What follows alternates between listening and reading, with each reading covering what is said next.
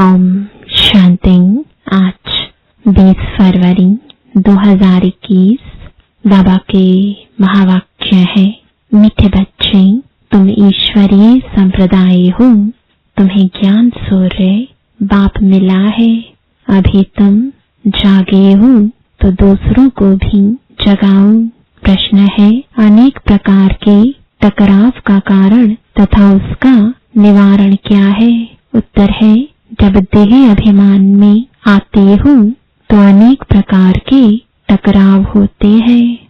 माया की ग्रहचारी बैठती है। बाबा कहते, देही अभिमानी बनो, सर्विस में लग जाओ। याद की यात्रा में रहो तो ग्रहचारी मिट जाएगी। ओम शांति। रूहानी बच्चों के पास बाप आए हैं श्रीमत देने व समझाने। यह तो बच्चे समझ गए हैं कि ड्रामा प्लान अनुसार सारा कार्य होना है, बाकी समय थोड़ा रहा है। इस भारत को रावणपुरी से फिर विष्णुपुरी बनाना है। अब बाप भी है गुप्त, पढ़ाई भी गुप्त है। सेंटर्स तो बहुत है, छोटे बड़े गांव में छोटे बड़े सेंटर्स हैं और बच्चे भी बहुत हैं। अब बच्चों ने चैलेंज तो दी है और लिखना भी है।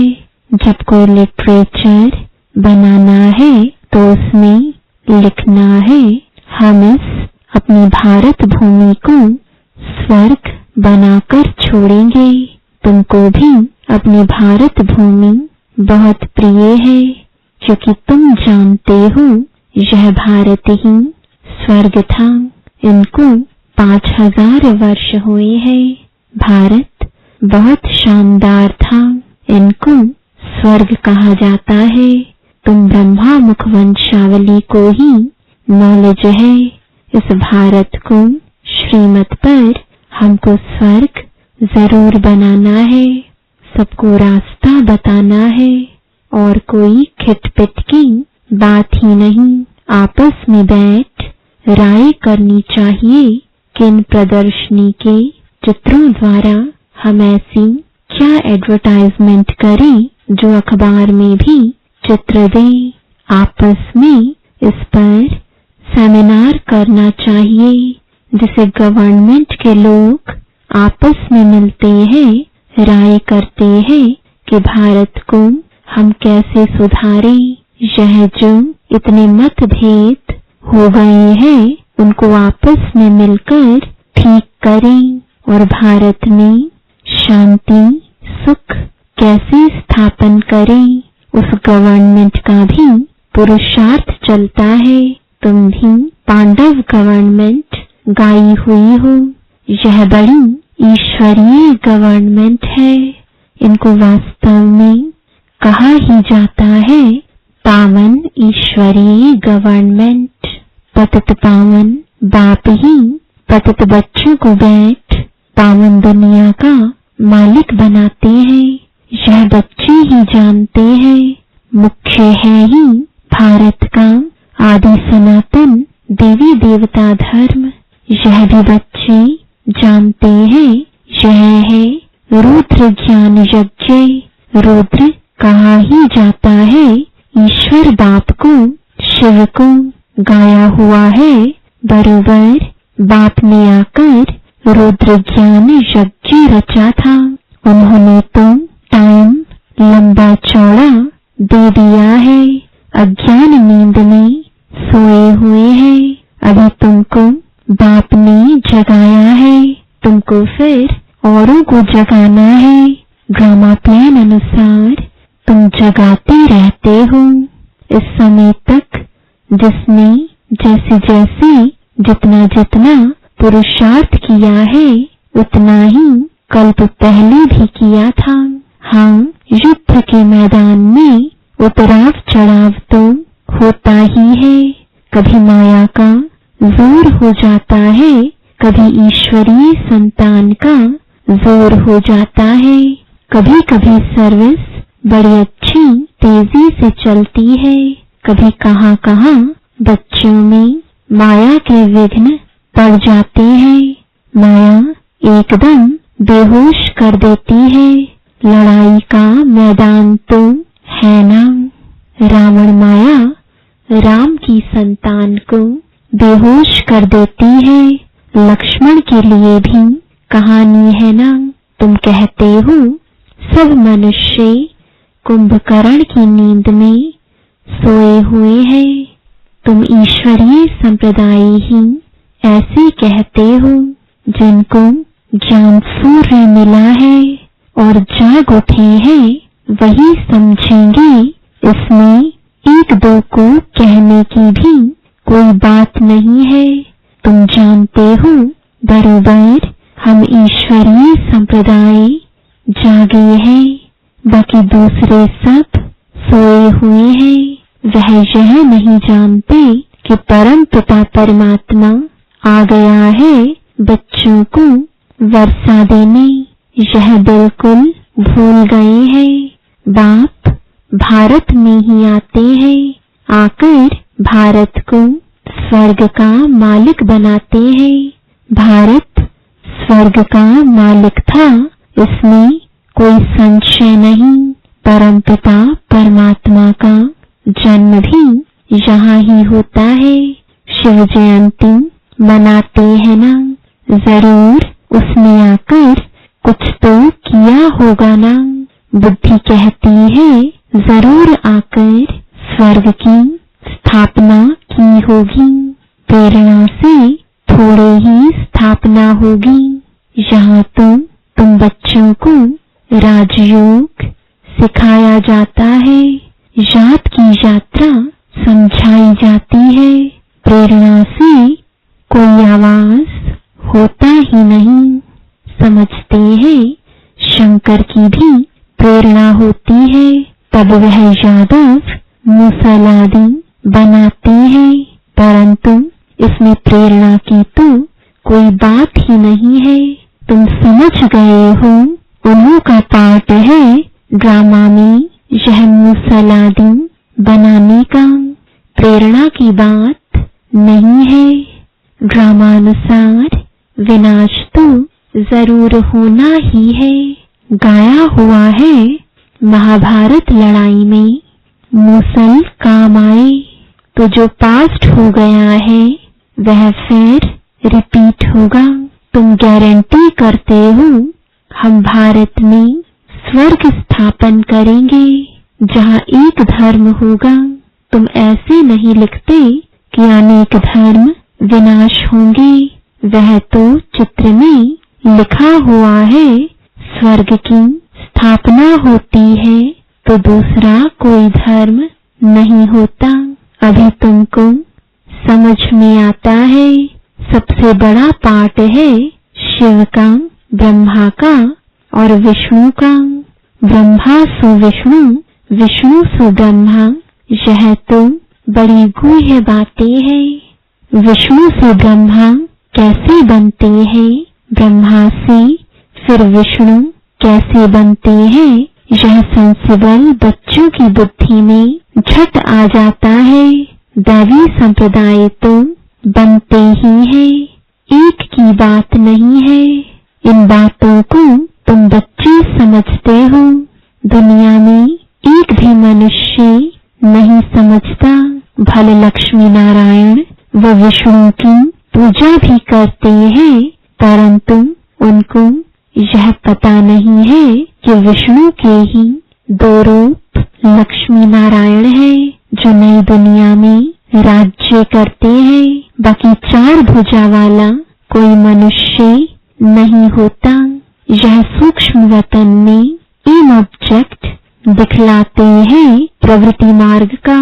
यह सारे वर्ल्ड की हिस्ट्री ज्योग्राफी कैसे चक्र लगाती है यह कोई नहीं जानते। बाप को ही नहीं जानते तो बाप की रचना को कैसे जान सकते। बाप ही रचना के आदि मध्य अंत का नॉलेज बताते हैं। ऋषि मुनि भी कहते थे हम नहीं जानते हैं। बाप को जान जाए तो रचना के आदि मध्य अंत को भी जान जाए। बाप कहते हैं मैं एक ही बार आकर तुम बच्चों को भी सारी नॉलेज समझाता हूँ, फिर आता ही नहीं हूँ। तो रचता और रचना के आदि मध्य अंत को जाने ही कैसे। बाप स्वयं कहते हैं मैं सिवाय संगम युग के कभी आता ही नहीं हूँ। मुझे बुलाते भी संगम पर है। पावन सतयुग को कहा जाता है, पतित कलयुग को कहा जाता है। तो जरूर मैं आऊंगा पतित दुनिया के अंत में न, कलयुग के अंत में आकर पतित से पावन बनाते हैं। सतयुग आदि में पावन है, यह तो सहज बात है ना। मनुष्य कुछ भी समझ नहीं सकते कि पतित पावन बाप कब आएंगे। अभी तो कलयुग का अंत कहेंगे। अगर कहते हैं कलयुग में अजन 40,000 वर्ष पड़े हैं, तो और कितना पतित बनेंगे, कितना दुख होगा। सुख तो होगा ही नहीं। कुछ भी मालूम न होने कारण बिल्कुल ही घोर अंधियारे में है। तुम समझ सकते हो। तो बच्चों को आपस में मिलना है, चित्रों पर अच्छी रीति समझाना होता है। यह भी ग्रामानुसार चित्र आदि सब निकाले हैं। बच्चे समझते हैं जो समय पास होता है हूबहू ड्रामा चलता रहता है। बच्चों की अवस्थाएं भी कभी नीचे कभी ऊपर होती रहेंगी। बड़ी समझने की बातें हैं। कभी कभी ग्रहचारी आकर बैठती है तो उनको मिटाने के लिए कितने प्रयत्न करते हैं। बाबा घड़ी घड़ी कहते हैं बच्चे तुम देही अभिमान में आते हो, इसलिए टक्कर होता है। इसमें देही अभिमानी बनना पड़े। बच्चों में देह अभिमान बहुत है। तुम देही अभिमानी बनो तो बाप की याद रहेगी और सर्विस में उन्नति करते रहेंगे। ऊंच पद जिनको पाना है वह सदैव सर्विस में लगे रहेंगे। तकदीर में नहीं है तो फिर तदबीर भी नहीं होगी। खुद कहते हैं बाबा हमको धारणा नहीं होती, बुद्धि में नहीं बैठता। जिनको धारणा होती है तो खुशी भी बहुत होती है। समझते हैं शिव बाबा आया हुआ है। अब बाप कहते हैं बच्चे तुम अच्छी रीति समझकर फिर औरों को समझाओ। कोई तो सर्विस में ही लगे रहते हैं, पुरुषार्थ करते रहते हैं। यह भी बच्चे जानते हैं जो सेकंड गुजरता है वह ड्रामा में नोंद है। फिर ऐसे ही रिपीट होगा। बच्चों को समझाया जाता है। बाहर भाषण आदि पर तो अनेक प्रकार के नए आते हैं सुनने के लिए। तुम समझते हो गीता वेद शास्त्र आदि पर कितने मनुष्य भाषण करते हैं। उनको कोई यह थोड़े ही पता है कि यहाँ ईश्वर अपना और अपनी रचना के आदि मध्य अंत का राज समझाते हैं। रचयिता ही आकर सारा ज्ञान सुनाते हैं। त्रिकालदर्शी बनाना यह बाप का ही काम है। शास्त्रों में यह बातें है नहीं, यह नई बातें हैं। बाबा बार बार समझाते हैं। कहाँ भी पहले पहले यह समझाओ कि गीता का भगवान कौन है, श्री कृष्ण या निराकार शिव। यह बातें प्रोजेक्टर पर तुम समझा नहीं सकेंगे। प्रदर्शनी में चित्र सामने रखा है, उस पर समझाकर तुम पूछ सकते हो, अब बताओ गीता का भगवान कौन, ज्ञान सागर कौन है? कृष्ण को तुम कह नहीं सकेंगे। पवित्रता, सुख, शांति का सागर, लिबरेटर, गाइड कौन है? पहले पहले तो लिखाना चाहिए, फॉर्म भराना चाहिए, फिर सबसे सही लेनी चाहिए। ब्रैकेट में चिड़ियाओं का आवाज हुआ तो बाबा बोले, देखो कितना झगड़ती हैं। इस समय सारी दुनिया में लड़ाई झगड़ा ही है, मनुष्य भी आपस में लड़ते रहते हैं। मनुष्य में ही समझने की बुद्धि है, 5 विकार भी मनुष्य में गाए जाते हैं, जानवरों की तो बात ही नहीं। यह है विशियस वर्ल्ड। वर्ल्ड मनुष्यों के लिए ही कहा जाता है। कलयुग में है आसुरी संप्रदाय, सतयुग में है दैवी संप्रदाय। अभी तुमको इस सारे कंट्रास्ट का पता है, तुम सिद्ध कर बता सकते हो। सीढ़ी में भी बड़ा क्लियर दिखाया हुआ है, नीचे है पतित, ऊपर में है पावन। इनमें बड़ा क्लियर है। सीढ़ी ही मुख्य है, उतरती कला और चढ़ती कला। यह सीढ़ी बड़ी अच्छी है। इनमें ऐसा क्या डाले जो मनुष्य बिल्कुल अच्छी रीति समझ जाए कि बरोबर यह पतित दुनिया है, पावन दुनिया स्वर्ग थी, यहाँ सब पतित है, पावन एक भी हो नहीं सकता।